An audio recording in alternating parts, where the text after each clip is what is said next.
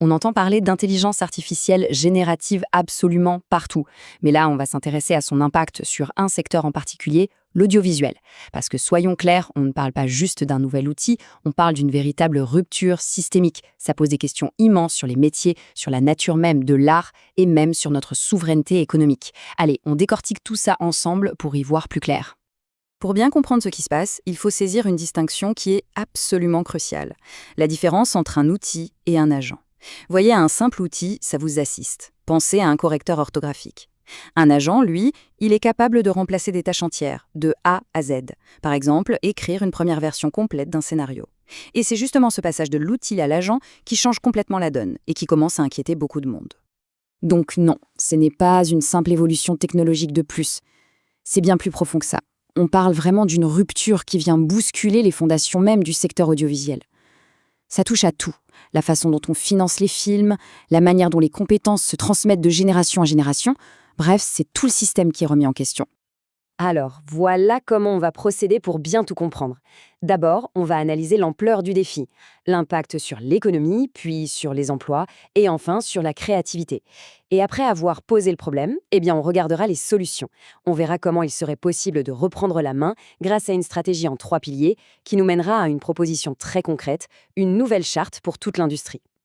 Allez, on plonge dans le cœur du réacteur. Qu'est-ce qui rend cette IA si disruptive ? Quels sont les défis très concrets qu'elle impose, là, maintenant, à tout un secteur ? Le premier gros risque, il est économique. L'industrie est en train de devenir dangereusement dépendante d'une petite poignée de géants de la tech. Il faut imaginer un futur où l'accès à ces outils serait non seulement très cher, mais surtout incontournable. Et le vrai paradoxe dans tout ça, c'est que les aides régionales, qui sont conçues pour soutenir l'emploi local, pourraient, sans qu'on y prenne garde, se retrouver à financer des productions qui détruisent ces mêmes emplois. C'est un vrai casse-tête. Au-delà des chiffres et de l'économie, il y a l'impact humain. C'est le plus direct, celui qu'on ressent le plus. La menace qui pèse sur les emplois, sur les compétences, sur les gens. Et les cibles sont malheureusement assez précises. Les techniciens, par exemple, voient déjà leur temps de travail se réduire. Les postes de juniors, d'assistants. Vous savez, ces postes qui sont essentiels pour apprendre le métier, ils sont menacés d'automatisation. Et que dire du secteur du doublage ? Il est déjà en pleine crise à cause de ça. Ce n'est plus de la science-fiction, c'est une réalité qui est en train de s'installer. Et voilà peut-être la conséquence la plus sournoise de toutes. En automatisant les tâches de base, celles par lesquelles tout le monde apprend, l'IA risque de briser la chaîne de transmission du savoir-faire. La question est simple. Comment la nouvelle génération pourra-t-elle se former si elle n'a qu'eu l'occasion de faire ses gammes ? C'est tout l'avenir de la création qui est en jeu. On a parlé de l'économie, des emplois. Maintenant, il faut aborder une menace qui est plus philosophique, mais qui est tout aussi fondamentale. Celle qui pèse sur l'art lui-même, sur la création. Cette citation, elle met vraiment le doigt là où ça fait mal. L'art, ça se nourrit de l'expérience vécue, de l'intuition, des émotions, d'une vie humaine en somme. Une IA, aussi puissante soit-elle, ne fait que recombiner des données existantes. Elle ne peut pas inventer à partir d'une expérience qu'elle n'a, par définition, jamais eue. Et les dangers sont nombreux. On risque une standardisation des histoires, des images, un lissage culturel qui viendrait gommer toutes les aspérités, tout ce qui rend une œuvre unique. À ça, il faut ajouter le risque de désinformation à grande échelle, qui obligerait à une vérification humaine permanente. Et puis, il y a cette perte de l'appropriation intellectuelle. On apprend forcément moins bien quand on laisse une machine faire le gros du travail à notre place. Bon, le tableau peut sembler un peu inquiétant, c'est vrai. Mais il n'est absolument pas question de baisser les bras, au contraire. Alors passons maintenant à la partie constructive, la voie à suivre. Il existe une solution coordonnée et proactive. La stratégie proposée, elle est simple et elle repose sur 3 piliers solides et qui se complètent. 1. Réguler pour protéger. 2. Former pour s'adapter. Et 3. Collaborer pour être plus fort.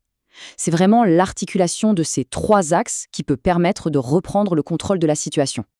Le premier pilier, et c'est sans doute le plus urgent, c'est la réglementation. Il faut absolument bâtir un cadre juridique et éthique qui soit protecteur. Ça veut dire quoi concrètement ? Ça veut dire des règles claires sur le droit d'auteur, l'obligation de savoir quelles données ont été utilisées pour entraîner les IA, la fameuse traçabilité, mais aussi, et c'est crucial, définir des limites claires à l'utilisation de ces technologies pour protéger les savoir-faire et l'originalité des œuvres. Le deuxième pilier, c'est la formation. L'idée, ce n'est pas de subir la technologie, c'est de l'anticiper. Il s'agit de former les techniciens pour qu'ils deviennent des sortes de superviseurs d'IA, capables de maîtriser et de piloter ces nouveaux outils. Et en même temps, il faut absolument renforcer les compétences qui sont purement humaines, la direction artistique, la vision d'ensemble, la cohérence d'un récit, bref, tout ce que l'IA ne sait pas et ne saura peut-être jamais faire. Et enfin, le troisième pilier, la collaboration. L'union fait la force. Face à des géants technologiques qui sont mondiaux, jouer en solo, c'est perdu d'avance. Il est donc impératif que les créateurs, les techniciens, les producteurs et les institutions publiques s'unissent. Il faut former un front commun, parler d'une seule voix pour défendre une vision partagée de l'avenir de leur secteur. C'est bien beau d'avoir une stratégie, mais maintenant la question c'est comment on la met en œuvre, comment on passe des grandes idées à des actions tangibles sur le terrain. Eh bien, la proposition centrale, c'est de créer un groupe de travail officiel, un groupe qui mettrait tout le monde autour de la même table, les techniciens, les créateurs, les producteurs et bien sûr les institutions publiques. L'objectif est clair, que ce groupe devienne le véritable moteur du changement. Et attention, ce groupe de travail, ce ne serait pas juste un lieu de discussion. Il aurait des objectifs très clairs, des livrables concrets et surtout un calendrier précis. En 3 mois, une note d'alerte sur les risques immédiats. En 6 mois, un référentiel des nouvelles compétences à acquérir. Et en 9 mois, le gros morceau, une charte régionale qui engage tout le monde. C'est un plan d'action qui est pragmatique et qui va droit au but. Le point d'orgue de tout ce travail, ce serait donc cette fameuse charte éthique. Et ses principes fondateurs sont très clairs. D'abord, exiger la transparence et la traçabilité. Ensuite, protéger ce qui fait l'essence même de la création, l'originalité, le vécu. Il y aurait aussi un engagement fort pour préserver l'emploi local et la formation.